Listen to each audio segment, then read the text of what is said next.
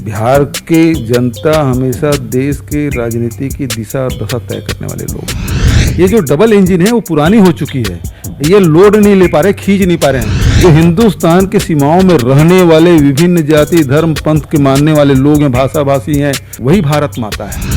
भगवान राम को व्यापक बनाने का काम किया तो कबीर ने किया, घर घर पहुंचाने का काम किया तो तुलसी ने किया। ये तो राम के नाम लेकर वोट मांगने का काम करते हैं। बिहार में चुनाव प्रचार करने के लिए आए छत्तीसगढ़ के मुख्यमंत्री भूपेश बघेल एबीपी न्यूज से खास बातचीत करने के लिए मेरे साथ हैं। बघेल साहब, यहां पर वोट मांगा जा रहा है आपके जो विरोधी यानी एनडीए के द्वारा, वो डबल इंजन के नाम पर मांगा जा रहा है कि केंद्र में मोदी और राज्य में नीतीश, तो डबल इंजन की सरकार ज्यादा विकास करेगी। आप सिंगल इंजन की सरकार चला रहे हैं रायपुर में, तो जरा बताइए ये जो डबल इंजन के नाम पर वोट मांगा जा रहा है, क्या जवाब? देखिए, हम सबके घरों में मोटरसाइकिल, कार और किसानों के पास ट्रैक्टर होते हैं, लेकिन जब पुरानी होती है ना तो उसको बदल देते हैं। ये जो डबल इंजन है वो पुरानी हो चुकी है, ये लोड नहीं ले पा रहे, खींच नहीं पा रहे हैं। तो ऐसे में जो नौजवानों की जो टीम है, तेजस्वी के नेतृत्व में जो टीम बनी है वो नौजवानों की टीम है और इसको मौका मिलना चाहिए। ये इंजन अब पुराना हो चुका है, इससे गाड़ी नहीं खींची जाएगी। तो आपको लगता है कि तेजस्वी का जो इंजन है वो डबल इंजन के से ज्यादा तेज रफ्तार से? बिल्कुल, आप देख लीजिए चुनाव सभाओं में किस प्रकार से दौड़ दौड़ के वो सभाएं कर रहे हैं और लोग उसके पीछे जो दौड़ रहे हैं। इससे लग रहा है कि अब तेजस्वी जो नया इंजन है उसके पीछे जाएंगे। पुराने इंजन को आदमी उसको एक कोने, घर के किसी कोने में रख देते हैं या फिर उसको निकाल देते हैं। ठीक है, तो सबसे बड़ा वादा जो है तेजस्वी का, वो कह रहे हैं कि पहली कैबिनेट में 10 लाख सरकारी नौकरी देंगे। उसके जवाब में नीतीश कुमार कहते हैं कि तेजस्वी को क ख ग नहीं मालूम, शासन का दे ही नहीं सकते, बजटीय प्रावधान करना होता है, तमाम चीजें करनी होती है, आपके हाथ में अधिकार भी नहीं होता, भले आप मुख्यमंत्री हों।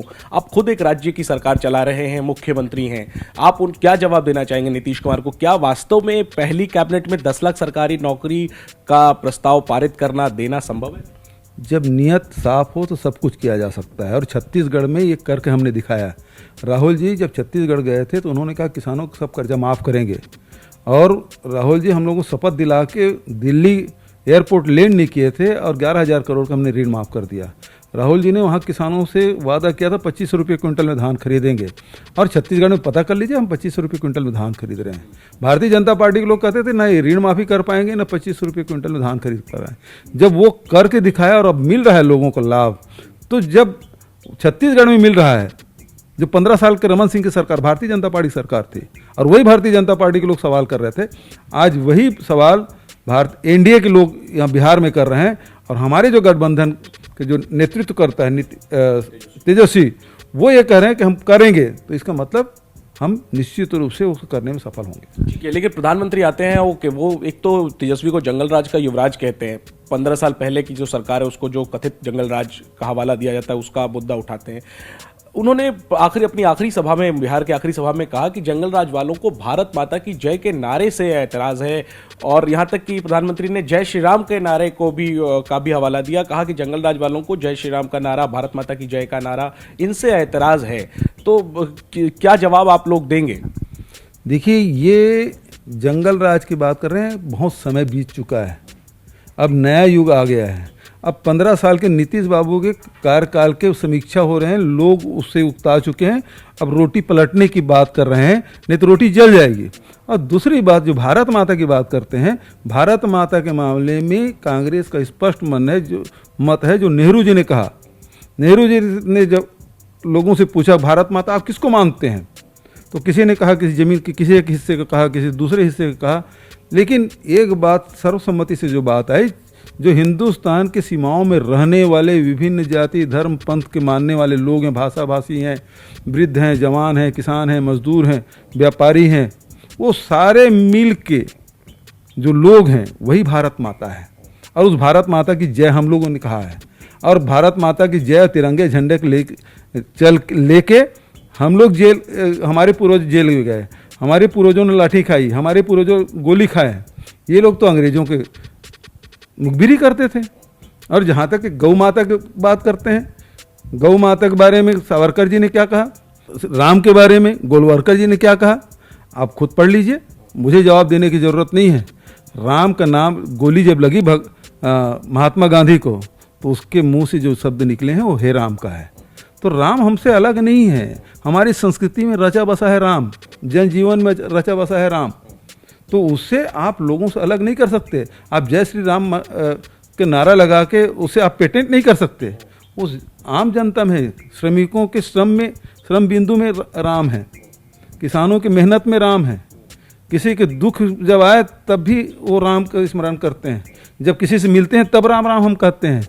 तो राम तो हमारी संस्कृति में, हमारे जनजीवन में है। चुनाव में जो मोदी जी जय श्री राम करते हैं उसका क्या? वो केवल वोट बटोरने के लिए करते हैं, इनका कोई नाता नहीं है राम से। ये जब देखे 80 के बाद तब इनको मंदिर की याद आई, उसके पहले नहीं।